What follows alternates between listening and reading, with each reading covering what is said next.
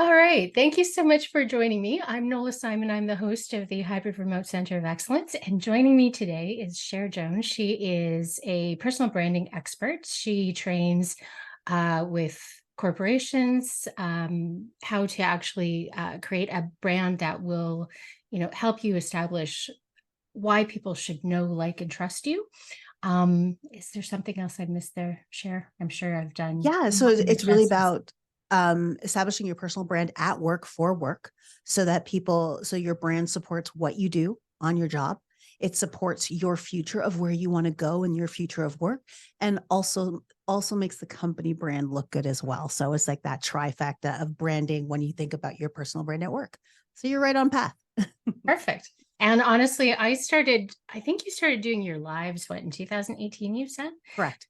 So I probably found you just shortly after that, 2019-ish, and started learning a lot about you. Actually, when we went to book this podcast, Cher has a lovely structure to her LinkedIn lives when she does it. She has this section where she highlights other people's content. It's called hashtag scroll stopper. And then there's a tap, is it tap that app? You got it. And it's cheeky because she's like, make sure it's two P's. And then there's a my Q to your A. Yeah, my A's to your Q's. Oh, there we go. There you go. There we go. But when she went to book the podcast interview, she was using an app that I use to schedule, and it's TidyCal. And I use TidyCal because of Cher, because I learned about it in your show, right? And I was Mhm. also telling her before we started recording as well. One of my first guests is a personal stylist named Renee Lindo, and I met Renee in Cher's uh, comments as well too, and that's how we connected, because Cher has a gift of really engaging with people and making people feel really front and center in the conversation as she goes along, and she does it on the live versions in the video, but she also does it in audio rooms, and she really strategically takes advantage of building up that community and that reciprocity and that goodwill among the people who follow her, and even people who are experts in personal branding show up for your rooms, right? Like, you have such respect uh throughout your community, and it's really great to see, and that's why I'm so honored to really have you here. But the other thing we were just talking about, and maybe we should start with that question, is we were talking about your brand at work and how essential it is to build that for now, but also for the future of work.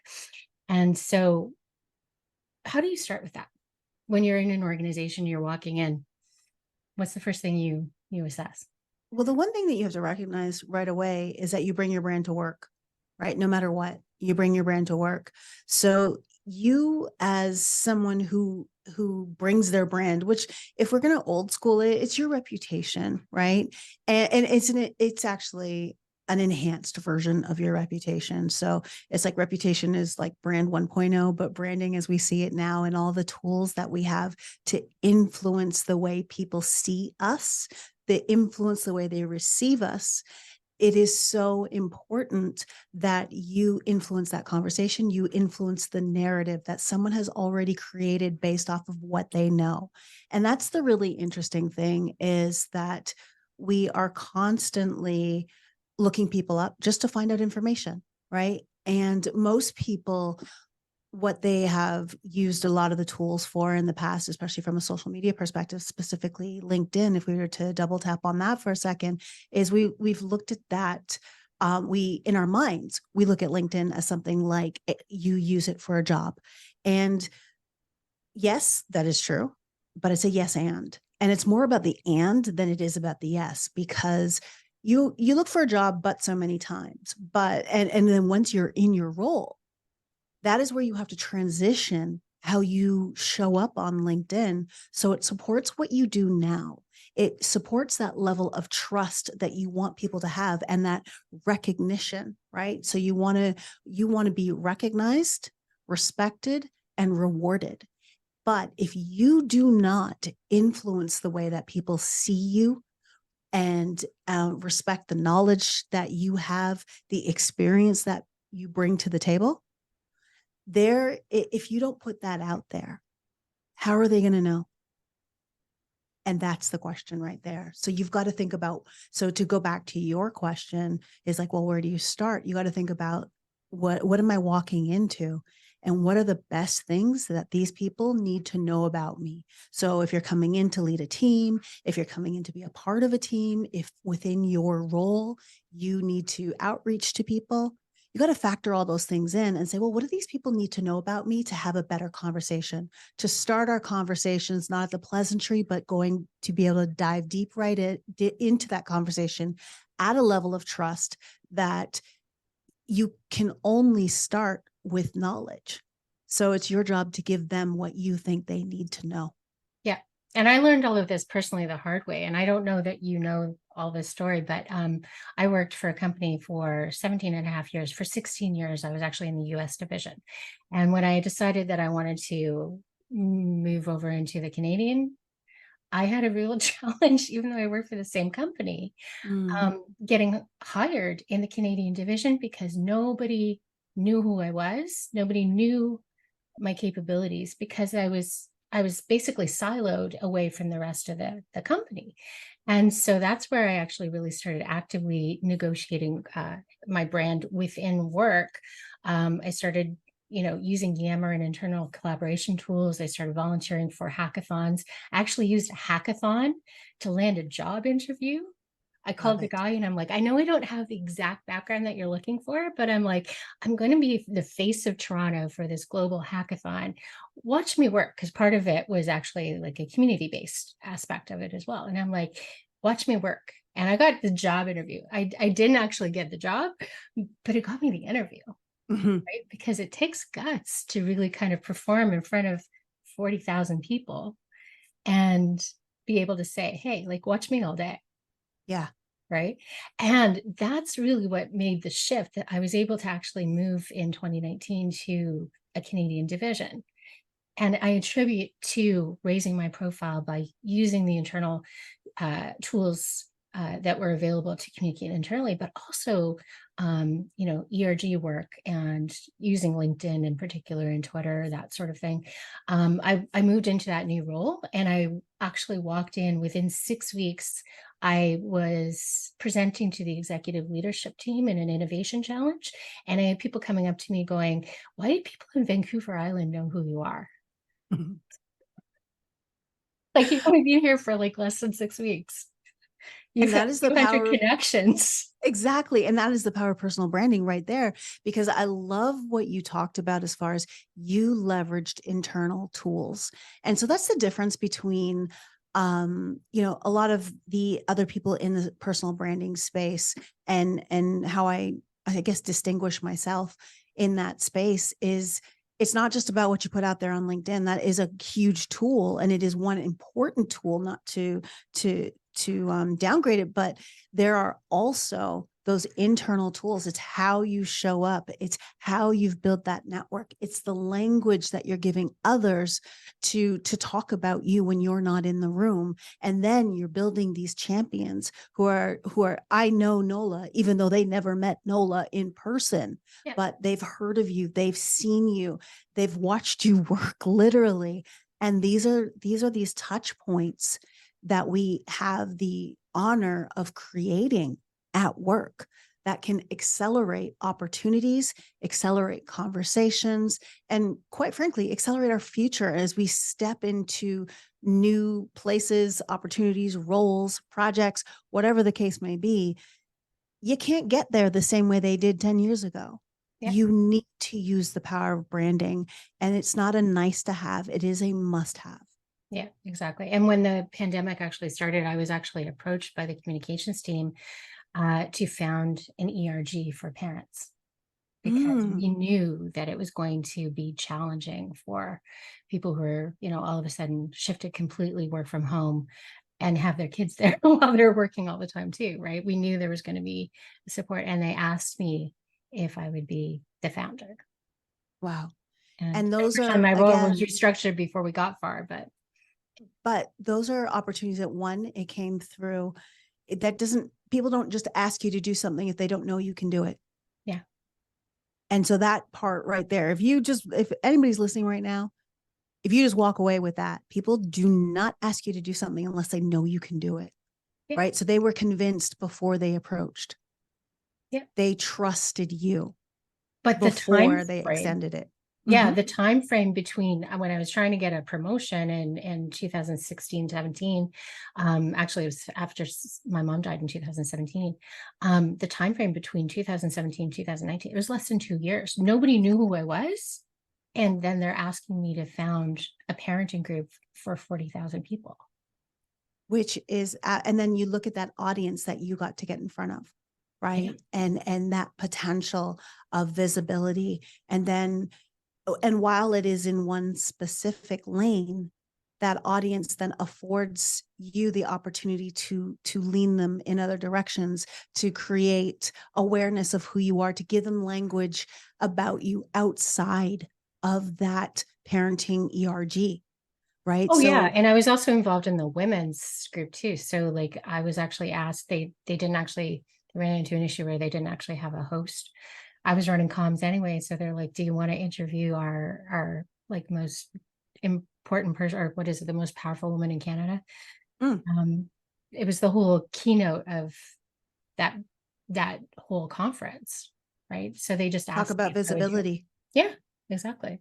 That's right. Mm-hmm. So yeah, so I mean that whole ERG aspect and that volunteer work was really key as well.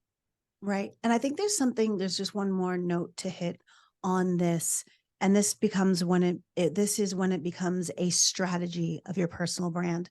Yes. So there's a lot of challenges in taking up an ERG role because you don't get paid for it, but you can get paid for it in the sense of how you leverage the opportunity and the expectations that you have going into this opportunity. And some companies actually do provide some sort of compensation, but it's usually not the case. And so what one needs to be when they're thinking about their personal brand is, what do I want out of this opportunity? And what do I need to communicate up front that is a part of my strategy, that they need to know that this is my expectation of what I would like? And so that this is a win-win for you and for the company. But most people take on the role and hope. So they have this hope that they're going to get something out of it and hope that they're going to meet people.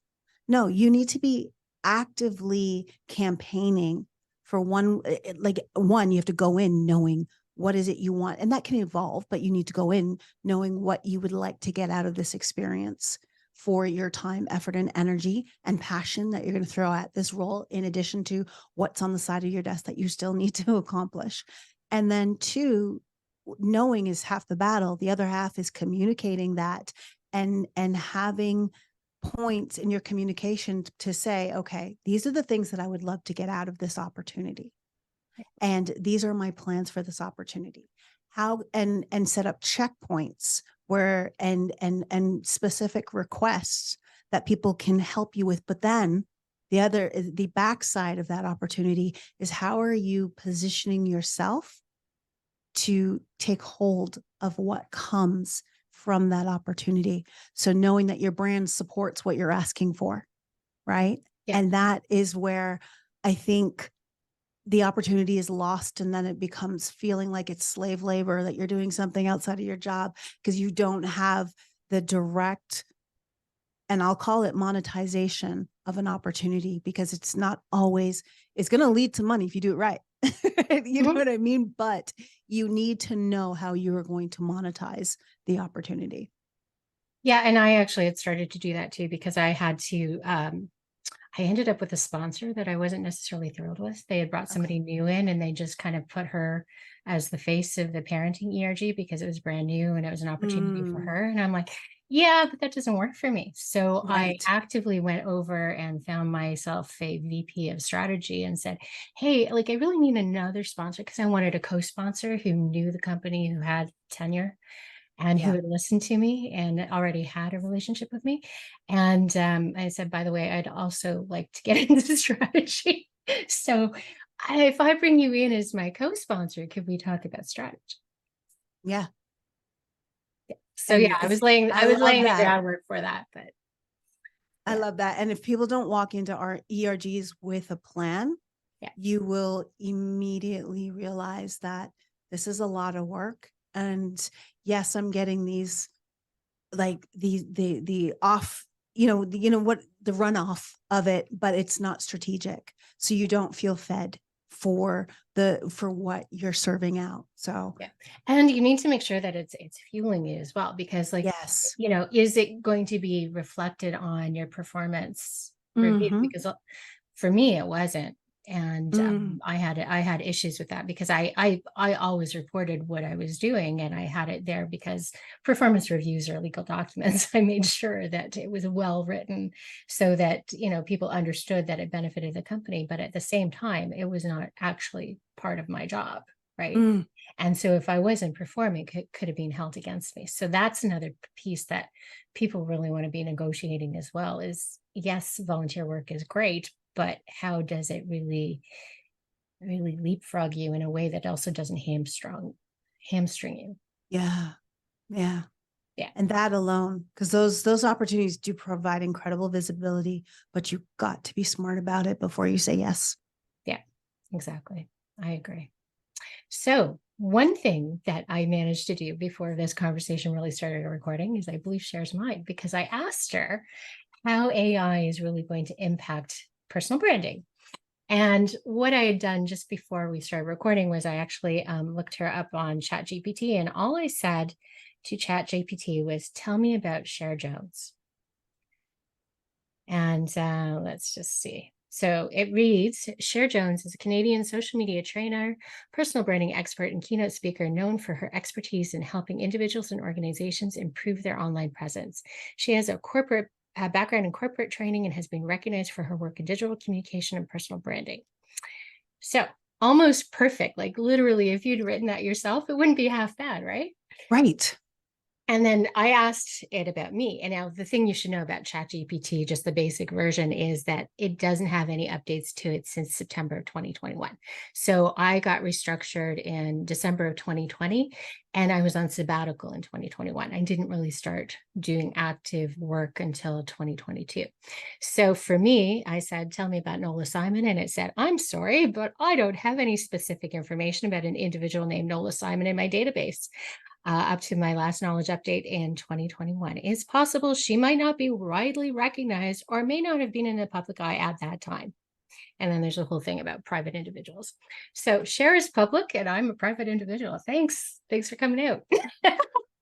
Let me tell you how you blew my mind. Because again, we recognize how search one is evolving, right?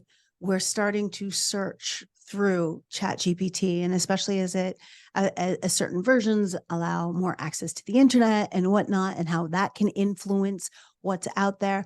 But just, I asked you before we started, is like, did you give it any like location specifics, anything like that? And I'm like, oh wow, it used me. Like there's more than one Cher Jones, and it used me to describe, and it described me well enough that it's just like, holy cow. I was so surprised. And then it just, again, it blows my mind into thinking that yet another aspect of personal branding has been unearthed, in the sense of, how is ChatGPT going to describe you? Yeah. Right. And that I hadn't, to be honest, I hadn't thought about that, because I've never, for lack of a better word, chat GPT'd myself, right? Or Googled myself on chat GPT. I just never did. And then to go into, to have that much detail. And I think chat GPT is a wonderful tool, and it is going to, and so I'm sure we're leading into that direction around its impact on personal branding, because it's going to be significant. But there are a lot of things that people need to be aware of. So I'll pass the mic back to you and see where you want to go with this conversation. Yeah, no, and that's the interesting part, because for me, honestly, I really started I mean, I signed up for LinkedIn a long time ago, but I didn't actively start using it until like 2016, 2017. So I had been active on social media, and that's where I find that it's fascinating that it knows nothing about me, because I was pretty active. Mhm. right? From 2017, 2018, 2019, 2020, up until 2020, 21. Like I would have thought that I would done pretty well, really, to have myself out there. But I didn't have a website. I didn't do any media at that time, right? Mhm. So that's where it's like, what is it picking up? And how do you influence it? That's where it's like, Yeah. how do you, because AI, has, depending on how it's structured, how it's created, how it's trained, it may have some implicit biases in terms of how it's actually created and how it runs. And we don't necessarily know all of that. So how do you influence it That's when the you question. don't see how it's pulling you data? My guess would be at this point, it's looking for what it would designate or yeah, I guess designate as a reliable source. So yes, you, but then where else do you show up that, that someone else has verified or validated your credibility? So I'm looking at when I think about what I have out there in the sense of other people other than LinkedIn, because I mean, you would think at least it would leverage LinkedIn or something like that. But then I think about the amount of stages I've been on over the last, 8, 10 years or whatever. And then, stuff with the media stuff where I've been mentioned and mentioned in articles, or quoted in articles and stuff like that. I would assume, but I really don't know. So that's a question for ChatGPT.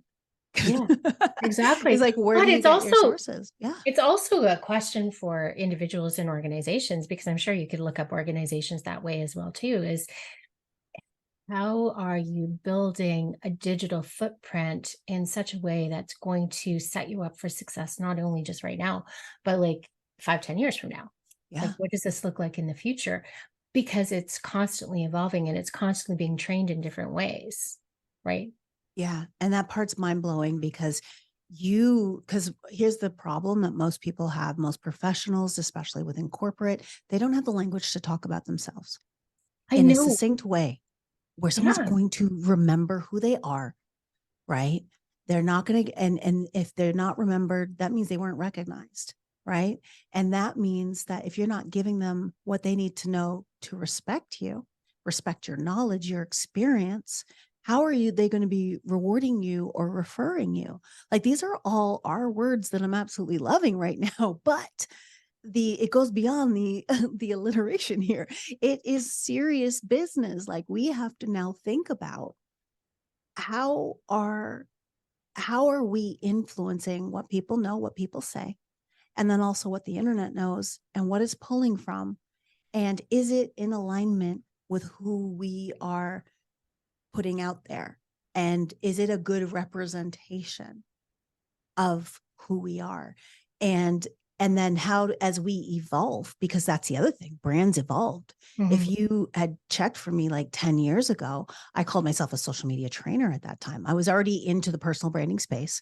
I would call myself a very early pioneer into that space.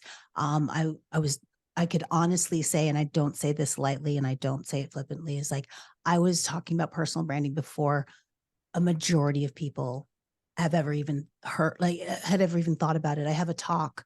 So I have an actual talk on YouTube from 2013, 99 problems, but my brand ain't one. And it was, yeah. And this is 2013. We're talking 10 Yeah. years ago.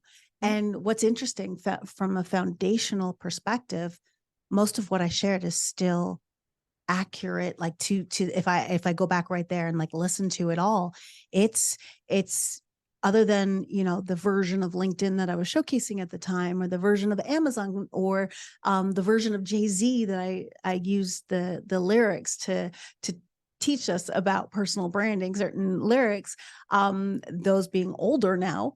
It Yeah. is still bang on because my approach to personal branding is rooted in my communication skills. So I worked in journalism, PR, and corporate communications, and I've done corporate strategies, especially within the government sectors.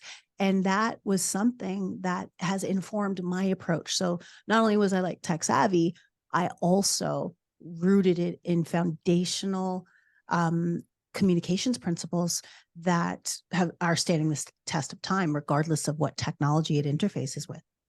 Yeah. Yeah, no, and it's fabulous. I love your approach. I think it's so smart.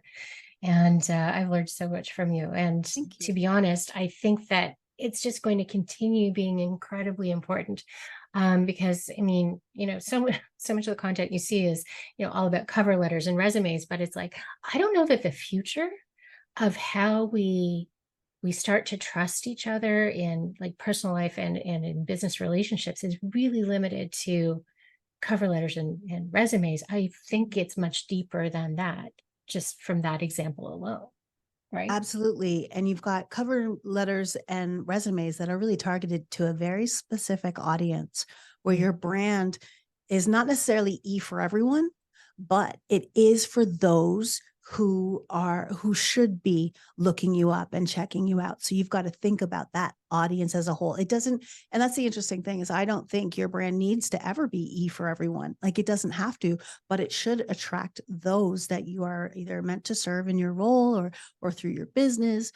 And also and even personally or professionally, like it should attract those people, and it should repel those who don't Mm. care, right? Yeah. So you've got like things like your headline, which is really a headline in any profile kind of defines what I'm clicking into, right? And then I can, at that point, just by reading your headline, and that's why headlines, I think, are one of the most important online assets that people should take the time to develop, is that headline then does that helps me to determine, do I want to click in, or is this all I need to know?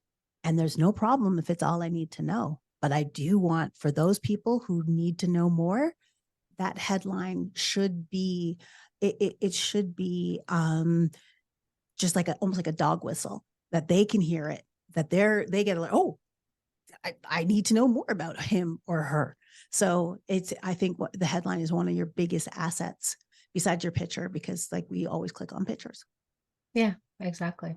And what about congruence? So I mean, LinkedIn is obviously the place, especially from a professional basis, that a lot of people start, but you really want to be showing up as the same person in all the different places. Like, I mean, you mentioned YouTube, right? But there's Pinterest, there's X or Twitter or whatever you want to call it this month. Yes. Threads, like you know, all these different places, and they're all slightly different, right? But you want to be Yes. recognizably yourself. Yes. And this is an interesting challenge that a lot of people have to deal with, because when we go to different places, we do become another version that fits the place. So for example, we go to a business conference that's relevant to our interests. This side of us comes out. Where we go to a family event, another side of us come out. We are still us. And so the challenge is knowing it's almost like knowing what is public, right? And it is more of a challenge than we think, because Mhm. I can't be the same person 100% that I am on LinkedIn, that I am on Facebook, because my Facebook, for those of you who actually still use Facebook, it has a very specific lane. So the interesting thing is, like 10 years ago, that would have been the absolute advice. You need to be the same person on every single channel that you're on, right? You need to show up exactly the same. What I like to shift with that thinking is, you need to make sure that one place doesn't embarrass the other, good or bad, Yeah. right? And that there's a consistency of seeing the 360 version of you, because you have certain permission spaces that you have on TikTok or that you have on Instagram that you can share and be more free in certain areas. Whereas on TikTok or on Instagram, there are certain things that is just like, they don't really care. The audience that I have cultivated and developed don't really care about these certain things. I can make them care, but it really means about cultivating a different audience, but depends strategically how you're going to use it.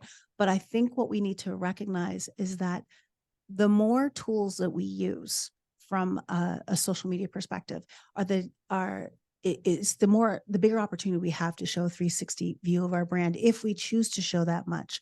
But what you want is to make sure that there is a consistency in you, in the sense that the you on Instagram won't embarrass the you on LinkedIn, because it's you. So it's connected. You don't have to have the exact same voice or share the exact same content unless you're strategically aligning them. And that's a different conversation. But just generally speaking, from a personal branding perspective, you can show different aspects of you. But again, it can't be so much of a stark difference between the two that you're like, who are you? You know, the fundamental foundation of, like, if you're an empathetic person, if you are, I think everybody should be, in my opinion, personally professional, meaning how they show up. There has to be, and you can throttle the personal or you can throttle the professional, but there has to be some combination of them both so that you can protect the integrity of your future. And it does matter, right? And it's just a very interesting, hard to balance bubble if you don't have those throttles in place to make sure that there's a level of protection, because there are things that can truly impact your future. Yeah. And I also find that like there are certain places where I just don't show up well because of the people who happen to be there. So like Yes. on Facebook, I have my family, I have my old babysitters, I have Yeah. my high school contacts, right? Like there's a lot of people, and like I perform. I find that I Yes. perform. Yes.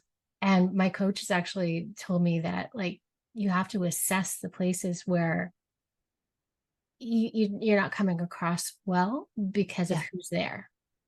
And Right. that's Instagram and that's Facebook, because I'm showing off in a different way that I do professionally when people actually respect my work and know what I do. Right. Right. And that's the challenge. So sometimes, and that performative aspect, like no one likes to feel like we're performing or showcasing the side that we know or we feel judged on. Right. And Yeah, that's like I the feel other like I have piece. to prove myself and that Yeah. my knowledge is worthwhile, whereas I don't necessarily feel that in like LinkedIn or Twitter or Threads or Right. whatever. Yeah. Because it has those spots who have created the spaces. So then you have to recognize for or acknowledge for yourself is, how much time do I actually want to spend here? And is it worth my time?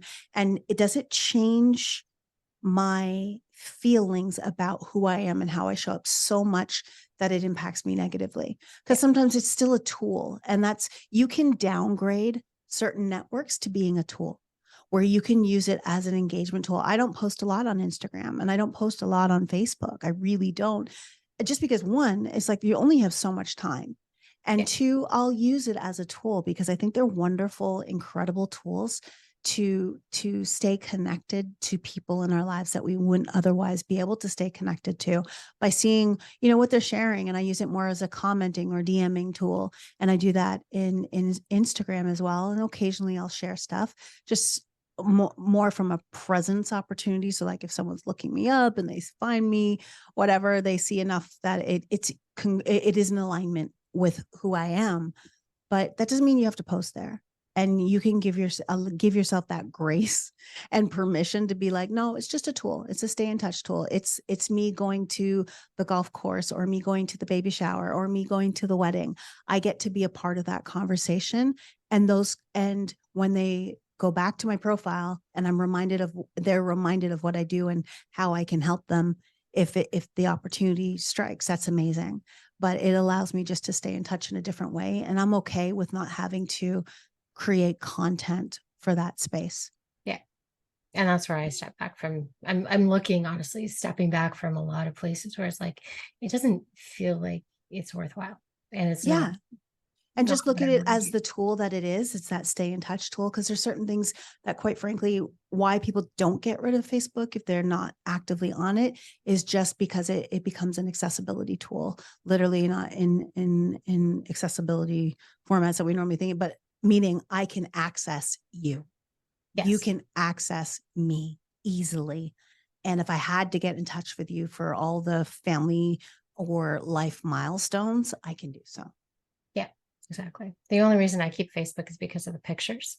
Hmm. And that's Hmm. that's the blackmail that they've got.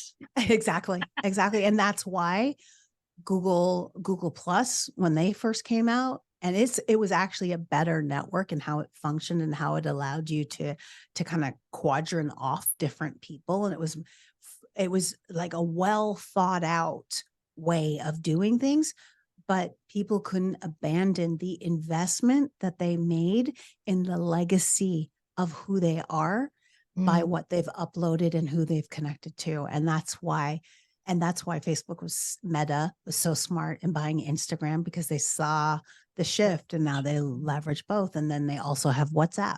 And so very, very strategic acquisitions that maintain their relevance in so many different ways. Hmm. Yeah, it is interesting. Actually, that's something that maybe we should talk about is it seems like so many people are just kind of actually getting fed up with managing their brands online and Mm-hmm. engaging that way. And it's like every time, like the whole Twitter meltdown and threads and that whole introduction, and it was just, well, what is it, Mastodon and all the other places? Yeah. It's like another place to build, right? Yeah. So what's your take on that? And what's your advice to organizations who are encouraging their employees to get more active in building their personal brands? It depends on where your customers are, Mm. one, and it depends on how you can. I think so. I'm always going to be a fan of LinkedIn. It's the it's like the professional home of your personal brand, right? So no matter what, right now things have not changed enough, and there's been other sites that have come up and try to kind of dethrone it, but no one's been able to dethrone LinkedIn for what it is, and they've evolved enough. Although there's a lot of things I think they do it kind of half-assed. So like when LinkedIn got LinkedIn Audio, when I felt like, and I still feel like they could have done so much better with that tech, considering what Twitter Spaces did to innovate on Clubhouse. And Twitter Spaces was certainly better, but LinkedIn had the better community to grow that technology. But they didn't do as well as they could, but it's still a good technology to use. Why can't Anyways, they record? That's the thing that comes up all the time. Is like, 100%. why can't they? I mean, honestly, that would be such a game changer, especially since they already had that podcast aspect as Exactly. well. And there's so many different things. And there's just even like the interaction within a room. Like there's so many different things. But to go back to your question around, what does one do with all of these options to build their brand, and more coming, like threads and stuff like that. And we saw that threads had a really record breaking adoption, in the sense that everybody quickly set up their account, mainly because it was a friction free and they did a friction-free experience, and they did a really good job of like opening it earlier than they thought, and people run and jumped and try to get their threads account. But the thing is, here's the biggest problem, is like you join into these different networks, and one of the biggest hardest things that you can ever do within a network is get people to come back. It's so easy to set up an account, but the question is, are you going to go back, and why are you going to go back, and how are you going to train the behavior? Right. And so I would say is you got to look strategically at what you want, just period. Personally, professionally, you got to look at what you want and how much time you really have, and what's it going to take to get you there? Who's it going to take to get you there? And how can you help people along the way? Right? Who do you have to help? And you got to look at that. Who do you have to help to get there is really one of the best ways, as opposed to who can help you. Who do you have to help? And that becomes your audience in that sense. And then the other piece is how much, we go back to that time piece. How much time do I have? And what is the best use of my time? So we've got all these networks. We've got people like Gary Vee saying you got to be on all the networks, posting 5 to 10 times per day, and blah blah blah blah blah blah blah. And none of that advice is bad in its promise to give you what, if you do all that, yes, you will get somewhere. The question is, can you sustain it? Right? It does work, but is it Does it matter? So one of the things I love about what I do is I myopically focus on your personal brand at work, as opposed to looking at the big grand scale, like we were just talking about. You've got this 360 view of your personal brand. And let's not forget, although I'm not on the market right now, but like dating sites, that's another aspect of your personal Mm. brand, right? And it's equally setting up a profile. Cause I remember when I was on the dating streets, like seeing, it was actually a great social experiment for me for what I do in a personal branding space, is seeing how you are setting up yet another side of you. And does that embarrass my LinkedIn, or does my LinkedIn embarrass my Bumble? Right. In the sense that I look so boring and so stuck up on LinkedIn that it's like, is this the same person that's so cool over here? Like, then there's like this inconsistency. So you have to find that consistent experience, even though it's showing a different side. So bottom line is pick, okay, so one, always, you got to do something on LinkedIn, right? You have to have a presence because it is the only networking site that really gives you the opportunity to articulate yourself, your brand, and give people the language to talk about you from a professional side in its creation, like in how it's created and what we can do with the site. And then also, that's one piece, but also because the people are there, that's where the people go to check it. Yes, you can do this on a website, but it takes a lot to find that and to go there and to click on there. Whereas LinkedIn is effortless in that sense. And then the second piece is, now, where are the best uses of my time? Right. And you've got to look at, just like, does this conference make sense for me to go to? Right. Is it I'm kind of sort of interested, or is this like, yo, these are all the things I'm interested in? You got to look at your social presence the same way. So you've got to look at, and then you got to look at, especially when you're talking about your brand at work, is it better to be building internally or externally? Usually when we think about personal branding, we're thinking about thought leadership and content and all that stuff, when it's not necessarily the case for most people, right? They've got to work on the language and how they articulate what it is they do and how they serve and how they can help you first, right? And then now, then you mentioned things beautiful. You talked about how you were on Yam, or how you're on these internal networks, how you're networking inside, because that moved the dial. It wasn't necessarily like the LinkedIn supported that effort, right? But it wasn't your effort on LinkedIn first that got you that internal visibility that you needed. Yeah. It's funny if you actually go through my job history right now, because I was pivoting from what I've always done to what I'm doing now. I didn't necessarily want to list out like tasks and skills and what I'd done. So Right. I have actually, these are the stories I like to tell. Ask me about them. Right. And Yeah. it's like these types of stories that I've just told you, right? Including the one where, I knew I'd done a really good job with my personal brand at work because the CEO walked into the room looking for me, and then got the photographer to take a picture, which ended up in the center of the social media, which was funny because I had also bribed the photographer to take that same picture. But yeah, so that story is one of those stories that's in there. And I find that that's a way to capture attention, right? Because I'm looking for you to start a discussion with me, like talk to me about it. Exactly. Exactly. And that's what your presence should do, is get you to hello, Yeah, right? exactly. Get you to have the conversation, and you, through what you share, what you put out there, determine the conversations that you're attracting to you, right? Yeah. Your headline also sets the stage for what you like to talk about and what you like to do. And then the interesting thing is that content, you can use that to to grow your brand, as opposed to thinking that you got to fit it all in your headline.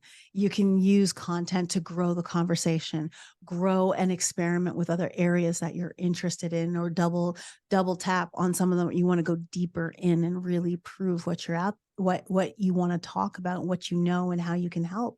So you don't have, and I think that's the stress that people have, is they think they have to articulate everything and everything all at once. And it's like, no, no, no, no, you really don't. Because even with your LinkedIn profile, like, how many LinkedIn profiles have you read more than once if you didn't have to, meaning you might have read mine when you first met me. And then because we're on the interview now, you went back and you took a look. But outside of that, we don't go back and read people's profiles, Yeah. right? If we read them at all. Cher was on Stephen and Chris. If you are in Toronto, you'll know who those designers are. And I had no idea until I scoped at your profile right before this call. I'm like, cool. I wish I had known that. Would have just changed the conversation somehow.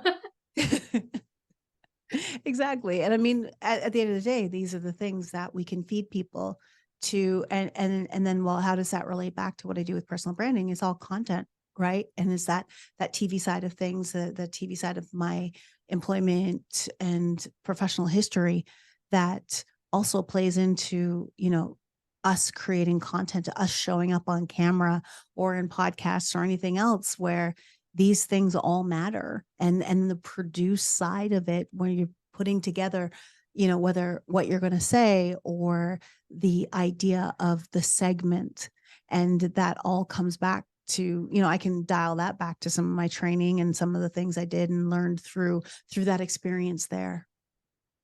One piece of content that I remember you did, you remember the piece that you did got the attention of Daniel Roth with Yes. LinkedIn, and you kind of like took a report that they had done, you made it all fancy and pretty, and then you explained how you had created it. And what did that actually end up with the result? Because I remember he featured you in it, but it opened up Yes. opportunities for other things, right? It certainly opened up opportunities. And I'm just trying to remember the chicken or the egg as far as when I did it was right around the time when I was starting to get access to some people in LinkedIn, that eventually it led to me getting on LinkedIn Learning. I've done 3 courses with them since then. But Yeah. it was one of the things that for me that I'm able to, I guess, touch that story again is is having that as cachet to someone like the editor-in-chief of LinkedIn saying, establishing me as a creator to watch, and then being able to, and this is part of what I do. So that validation, right? And that exposure. And it was just, it was something that was, I would say, definitely fast forwarded opportunities for me, open doors just by trust and trust alone, because that was an extension of trust. And that was LinkedIn extending their trust towards me and my brand. And so, which then, expands that trust from other people, where it's like, oh, you train in and around the space. I don't consider myself a LinkedIn trainer. I include LinkedIn as part of what I do, but I wouldn't, there's a lot of people who call themselves LinkedIn trainers. I wouldn't call myself that, because your brand at work is way more than LinkedIn, but LinkedIn is a crucial component of it. So it just gives me but a lot of people will associate LinkedIn with personal branding as if they're synonymous, but Yeah. so either way, it still works for me because, the editor-in-chief said I'm a creator to watch and he featured my content. That's kind of a big Oh, I deal. know. It was cool. And what I remember is like you were just so celebrated. Like I just that reciprocity that we talked about. People Yeah. are coming out of the woodwork going, yeah, like it's about time you recognized her because she's been doing this Yes. forever. And it's great to see Thank it you for celebrated. reminding me of that. Cause Yeah. I do forget about that. Cause I feel like, I've been I've been sharing content, creating content for this network for a long time. And I felt like while I built the community around me, which I am so grateful for, I felt like the network itself, for all the hard work and effort that I put into the network, I was seeing other people get recognized, and I was kind of like, what about me, guys? But it's like at the same time, it's like it is what it is. And then to see that happen was just, it felt really good. And Yeah. then on top of that, like you said, like the other stuff, the opportunities that even still now, it's that name drop. It's the legit name drop in addition to, doing my courses, and that again opens up doors and trust. And that's what we want to do with our content. That's what we want to do with our connections, being very intentional about how we are leveraging our personal brands at work and what that can do for us and the ripple effect of it. Yeah. And it's not just about going viral. That's the No. least interesting part of uh, content on LinkedIn, right? And I mean, Right. LinkedIn's actually commented and said that viral is not really what they want anyway. Um, but it's that ability to kind of like build that strategy, right? And let me just also, just to stick a pin in that part around the stuff that virality is, like the stuff that you see that goes viral, so to speak, on LinkedIn, primarily for the most part has to do with like selfies or things that I don't remember the person who went viral for it. I'll remember the moment, but like I don't necessarily associate the skill set to the virality of anything that I see that goes Right. actively viral on LinkedIn. So while it's like, yeah, that's a great accolade, and I'm not at all, hating on the other side of, well, mine didn't go viral or whatever. It was like, it's one of those things that when you really assess how many things that you've seen where it's just been like next level, like engagement, right? There's almost like a formula to it where you're like, well, but I don't remember the person who did it and why they got it, right? So, or I can see that, but I can see why that went viral, but I don't associate why it went viral to that person's skill set. Right, exactly. A lot of times it's just sort of like it right time, right place. Yes. And Yes. it's A hot sort of topic. It's whatever. exactly that it's like the It's one not hit even their wonder. content. It is often not their content. And Well, that's a whole different story. Yeah. yeah. You don't want to do that because that's not good for your personal brand. No, no. Yeah.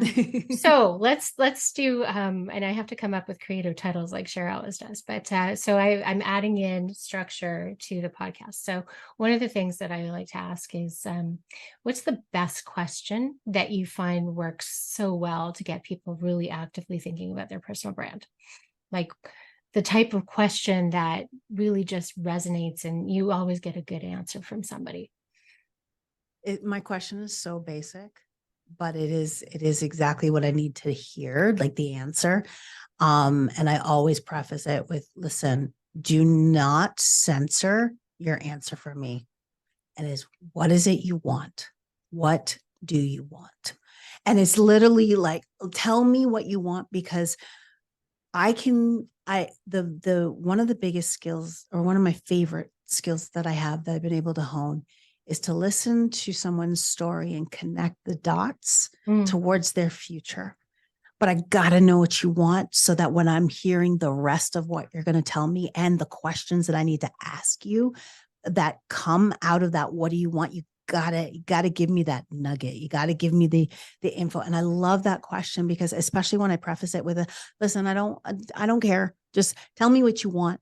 Because it's the PR side of me that is looking at, well, how do we spin it? And I don't mean it in a spin doctor way, but how do we position and present your experience, while you may see, and this is one of my things that I love about what I do, is like, I can see how that skill from this thing way over here and this skill from this thing that you do right now has formed your perspective on how it is you serve others, and why you do things the way you do. Like, I love, to me, that's the puzzle. But it all, in order for me to connect it in a way that supports what you want, I got to know, what do you want? So everybody gets that question, and then I just go off from there. That's awesome. And of course, you're talking and I'm hearing the Spice Girls. Have you ever done content to Tell me what tell you me want, what you what you want, really, what really you want. really, really That want? used to be, I'm sure there's a talk somewhere on the internet that used to be one of the things that was like one of my go-to. Tell me what Yeah. you want, what you really, really want. I would always Okay. say that, but I did it for like, from like 2013 to maybe 2017. I was like, okay, gotta let it go. We need your music share. I know. Exactly. Cause I'm putting myself out there and be like, wait, carry the 4. Oh, what you are. Oh, yes. It's like, no, I am not a millennial. I'm millennial adjacent over here in the Gen X crew. You know what I mean? So You're an elder, or would you be? No, I guess you'd be a young Gen X. I'm right in the middle. Yeah, me too. Yeah. I'm like 49. Yeah. So You too. that's what I'm saying. So I'm like right up in there. But I'll call myself millennial adjacent. Oh, that's funny. It's funny. Mhm. So the other question I like to ask is, what's your favorite vision for the future? If we were taking all the work that you do with organizations, individuals, and bring that out 5, 10 years from now, what would you love to see? What's your favorite vision of what could be?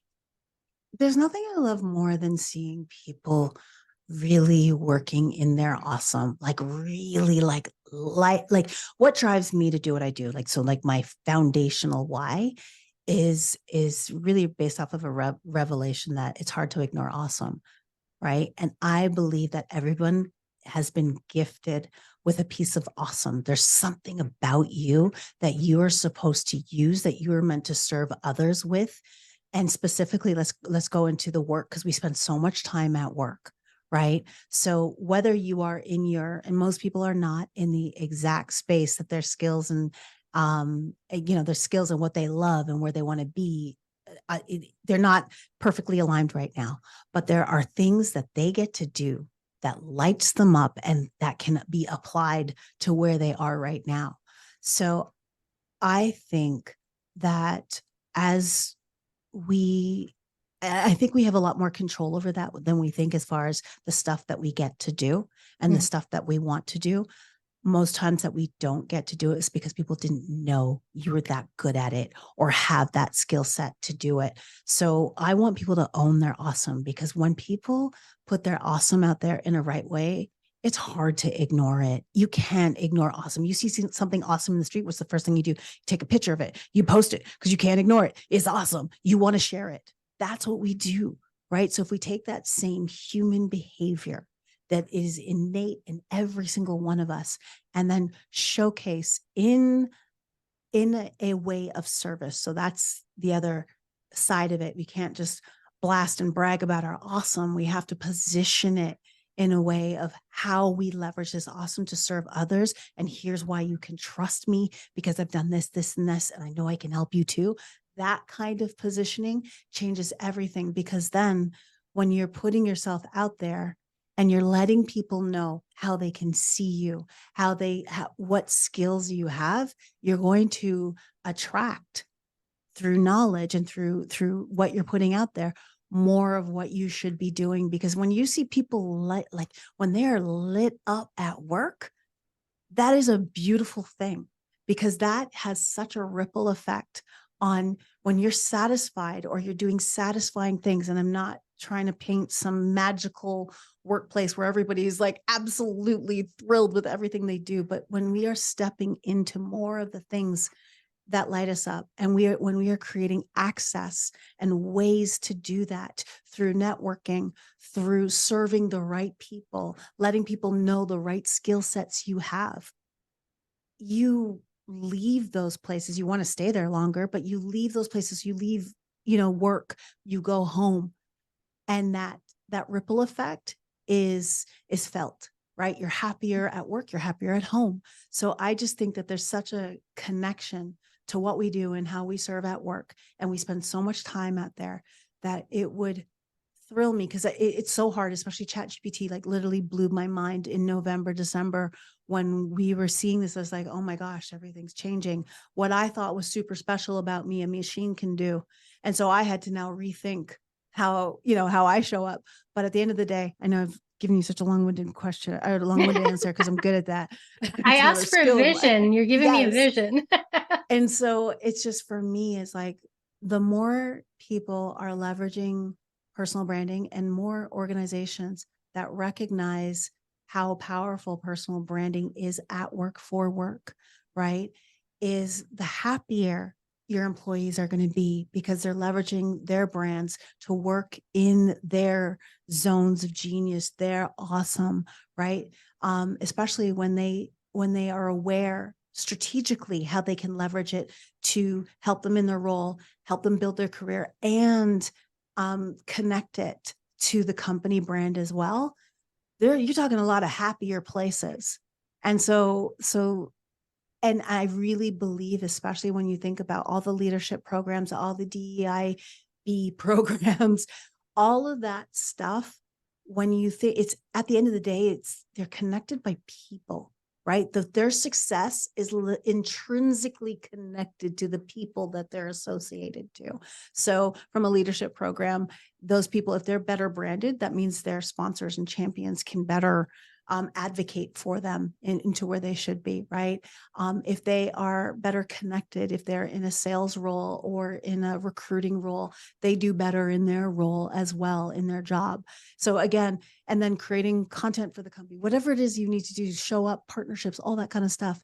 If you have a better brand, you can do a better job. Wow, that's that right there. If you have a better brand, you can do a better job. I stand on that.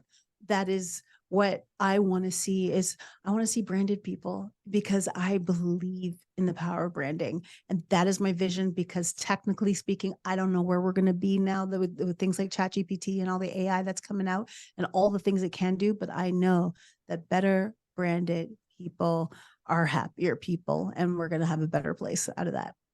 And that's fascinating because, like you mentioned, trust. And as a society, we're moving actually from like organizational trust to distributed trust. And you see that with hybrid work. You see that, just in the way reviews and recommendations work, Airbnb, Uber, right? It's all run through personal recommendations from those people. And you have to have a good rating for people to trust that your review, your rating is worthwhile. And it's the same sort of thing in what we're talking about, personal branding. But the other aspect that you're mentioning about the happiness is people, there's a correlation in the research that's being done about trust, is people who are trusted are happier, perform better, because they're not being micromanaged. And that's where, this proximity bias, where, you have to be in the office to be trusted so that we could trust that you're working. Well, that's actually not trust. You're trying to actually control, right? And that's where it's like, if you advance the personal brand to the point where you can be trusted to work without being monitored, that's the magic. That is the magic, right? And wow, that's another whole rabbit hole of the power of personal branding as well, like around that building trust, and they're happier people. Like that alone is huge for me. So I thank you for sharing that with me. Oh yeah, no, it's funny. Once you start researching trust, you see it everywhere in every aspect. And so, but we are at end of time. Is there anything that you wanted to mention that we didn't actually talk about? No, one actually, yes. So, one thing, if you're out there and you're thinking about your personal brand and you're thinking, okay, what do I need to do next? Don't worry. Cher's got you. Just head over to personalbrandingquiz.com, and I have a 8-question quiz that will help you based off of where you're at right now and building your brand at work. That will help you think about what your next step should be. So again, personalbrandingquiz.com, head over there, and it'll help you figure it out. And there'll be a little video at the end for you to watch, and it'll give you some nuggets on what you can do next. That's excellent. And you can find Cher on LinkedIn. An easy way is she has a hashtag, just ask Cher. she's brilliant at all of these little things that are memorable. And I'll put all of that in the show notes as well, so people can find Amazing. it too. So thank you. I really appreciate this is a fun talk. I loved it. Thank you. Thank you so much. All right.